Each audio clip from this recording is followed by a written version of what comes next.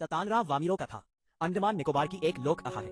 यह एक दुखद प्रेम कहानी है जिसमें दो लोगों के प्यार और समाज की परंपराओं के टकराव को दिखाया गया है। इसी कहानी के माध्यम से यह भी बताया गया है कि पहले लिटिल अंडमान और कार निकोबार एक ही द्वीप थे जो बाद में अलग हो गए। लीलाधर मंडलोई हिंदी के प्रसिद्ध लेखक और कवि है। बहुत पुराने समय की बात है जब लिटिल अंडमान और कार निकोबार एक ही द्वीप हुआ करते थे। वहाँ एक बहादुर, दयालु और मददगार युवक रहता था जिसका नाम ततानरा था। वो हमेशा लोगों की मदद करता था, इसलिए सभी उसका सम्मान करते थे। उसके पास एक लकड़ी की तलवार थी जिसे लोग खास शक्ति वाली मानते थे। एक दिन शाम के समय वो समुद्र किनारे टहल रहा था, तभी उसे एक मधुर गीत सुनाई दिया। वो आवाज की दिशा में गया और वहाँ उसने एक सुंदर लड़की वामिरो को गाते हुए देखा। उसकी आवाज बहुत ही मीठी थी। धीरे धीरे दोनों के बीच बातचीत शुरू हुई और वे एक दूसरे को पसंद करने लगे। समय के साथ उनका प्रेम गहरा होता गया, लेकिन उनके समाज में एक कठोर नियम था कि अलग अलग गांव के लड़का लड़की शादी नहीं कर सकते। जब लोगों को उनके प्रेम के बारे में पता चला तो उन्होंने इसका विरोध किया। वामिरो की माँ और गांव के लोगों ने ततानरा का अपमान किया। यह देखकर वो बहुत दुखी और गुस्से में आ गया।